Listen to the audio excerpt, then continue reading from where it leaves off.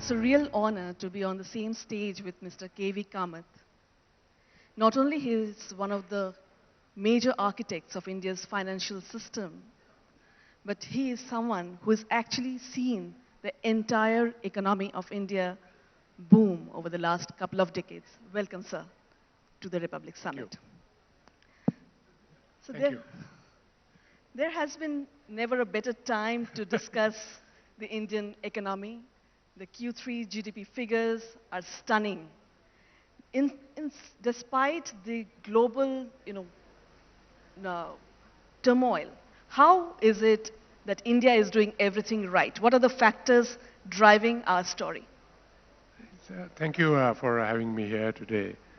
That's a very interesting question because it has surprised everybody who has observed economic development that you have turmoil in the developed countries, whereas we have bucked the trend. And of course, there's turmoil in other developing countries too.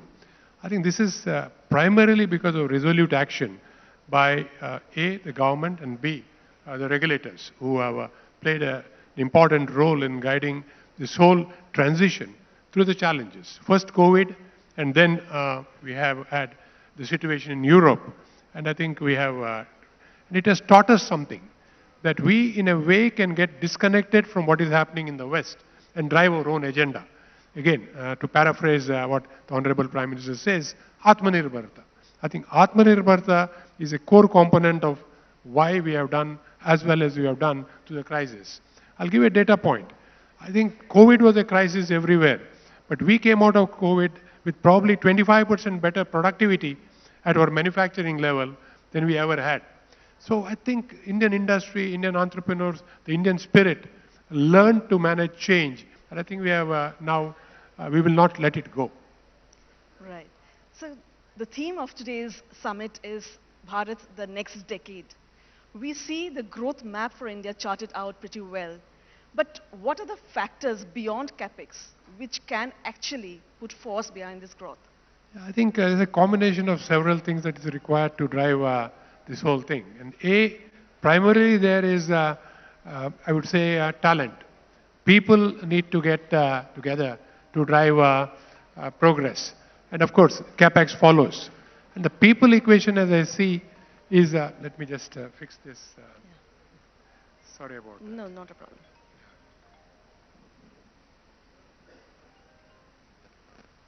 The people equation, as I was saying, is the key to growth, apart from the capex that you mentioned. And there are a whole lot of drivers that we never imagined would propel us. And I would add, digital is the third key to our capex in hard infrastructure, capex in manufacturing, digital India, and talent. I think these, put together will drive us forward. Just to put it in context, on the manufacturing front, the large industries now, by and large, can meet their growth aspirations through internal cash generation. That is cash that the company throws up every year. It was not so just 20 years back. 20 years back, they said, we'll put up one, two will come as debt. No longer. They say that we can put up the entire investment. Infrastructure is where I think most effort is now being put, and government leads. And government has been leading, for example, in the road sector. It's entirely government-led. In the rail sector, entirely government-led.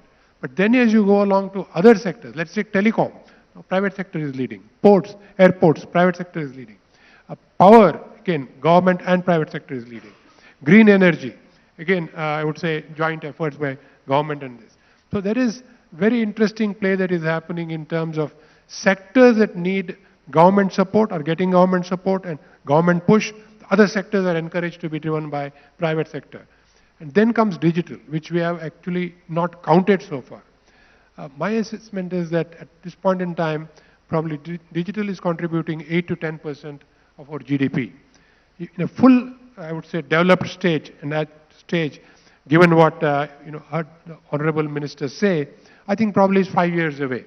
A full digital force in India, that should contribute between 20 to 30% to the GDP, not of the GDP, to the GDP.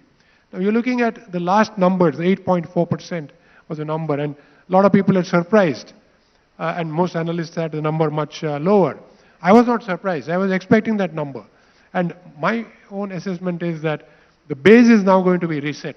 So 8.5% is now going to be the base level of growth. And to that, I would add that 20-25% that will come from digital India. It's all its avatars as it well. Everything, not just digital finance, but the entire digital spectrum. And if you add that 20-25% to 8.5%, you are well into double digits. Now you are well into double digits. The Viksit Bharat dream comes true because you are compounding every 7 years then in terms of your GDP. So 4 becomes 8, 8 becomes 16 in 2 turns, just 2 turns. And you are then into a different orbit, as it were. So I'm extremely bullish that what we have seen so far is not a flash in the pan. A lot of steps have been taken. Industries have become much more efficient, much more productive, and now they have the full support of the government. Interest rates have been kept, I would say, at a very nominal level or attractive level, and you have got a growth runway. Because there is so much to be built in India that the 25-year runway, which was first, again, in a way, identified and articulated by the Honorable Prime Minister, appears absolutely something that is doable.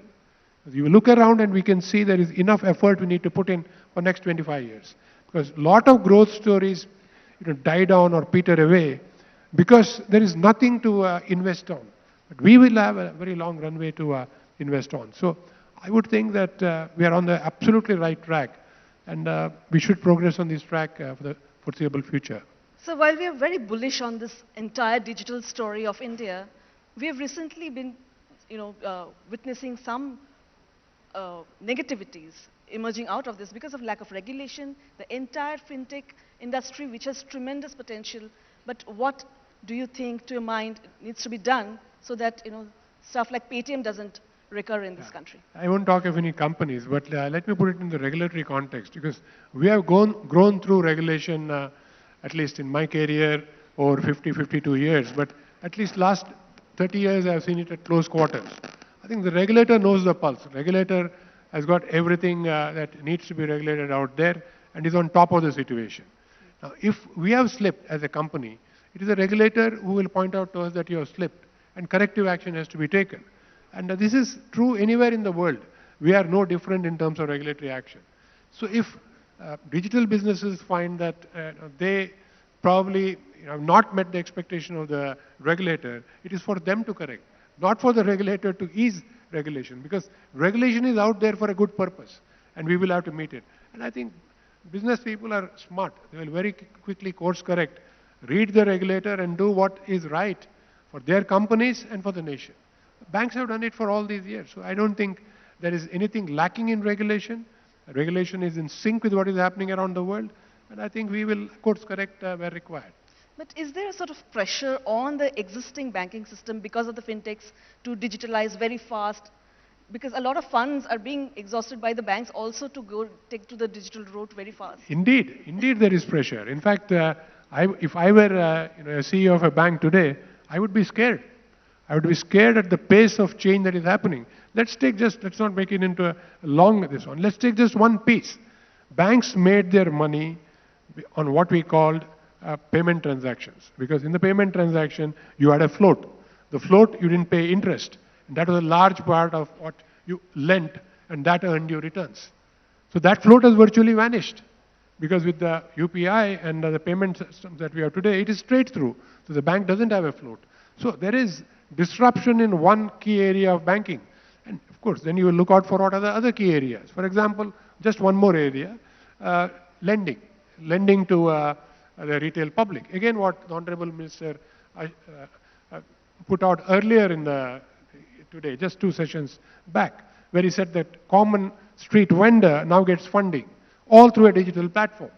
So again, the retail side of the business is, I would think, today in the hands of digital players. So if the banks don't correct on these two, one, you don't correct on your payment architecture, and B, you don't correct on your retail lending architecture, you are then left with possibly only the corporate. But the corporate also is going to go to the capital market. So banks could be under threat unless they reinvent themselves. But I'm sure they will.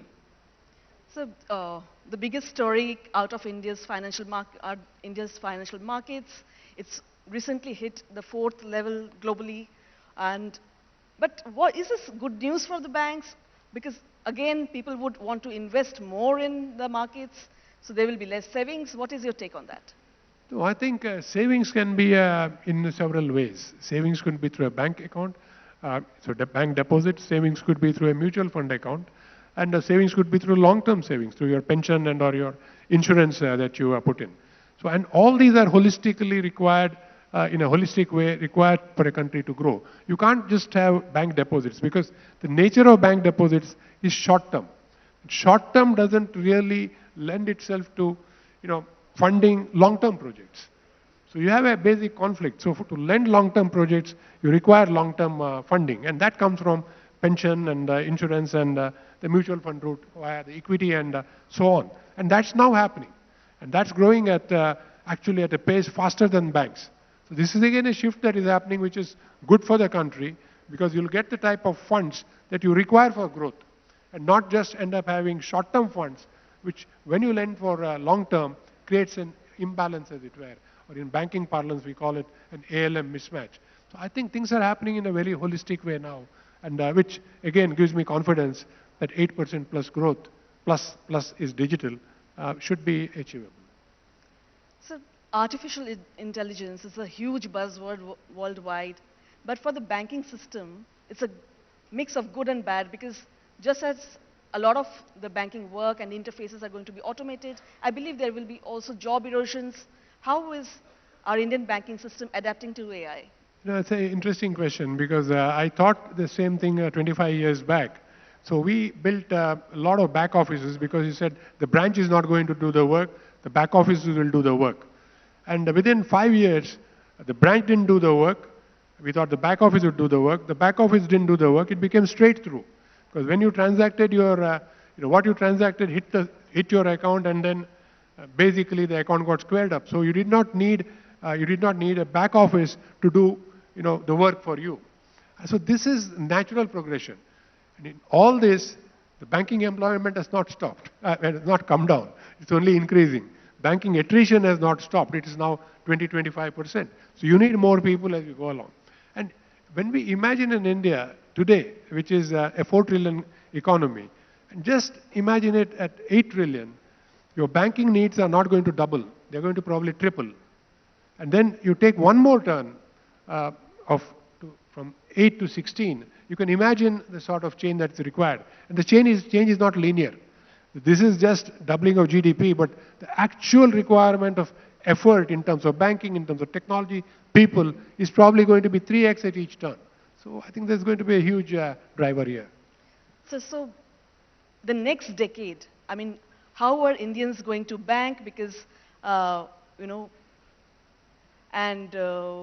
is it entirely going to be a digital experience? How are we going to become financially inclusive through the digital play? I think it's going to be almost entirely digital.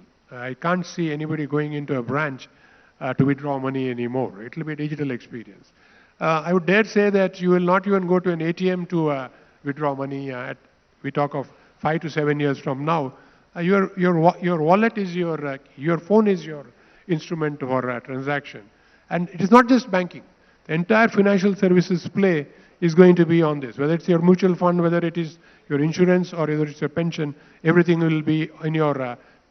and today, actually, you can open a bank account in less than 5 minutes with just your device. You don't need to go into a bank. So who would want to go into a branch?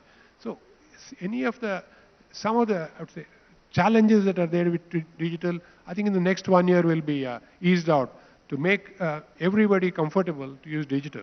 So I see a digital India going future. Mr. KV Kamath is open to one question from Mr. Pai. He has a request for you. So if you can take that question, sir. This is a question for you. Do you think in the next 5 years, we will have enough surplus and abundance of capital in this country for investments, for all sort of businesses? Yeah, Vaughan, that's again a great question. Answer is yes. The answer is yes because you today have clean balance sheets. Corporates have clean balance sheets. The top 150 corporates have no debt in this country. Banks have clean balance sheets. Nowhere in the world, I'll repeat it, nowhere in the world today do you have banks with as clean balance sheets as we. NPAs less than 0.5%, and capital adequacy of 17 to 18%. Nowhere. I don't see a shortage, particularly when we grow at 8% plus. So artificial intelligence, digital India, very good news for the Indian economy, and we are doing a couple of things right. Ladies and gentlemen, put your hands together for Mr. K.V. Kamath. Thank you. Thank you.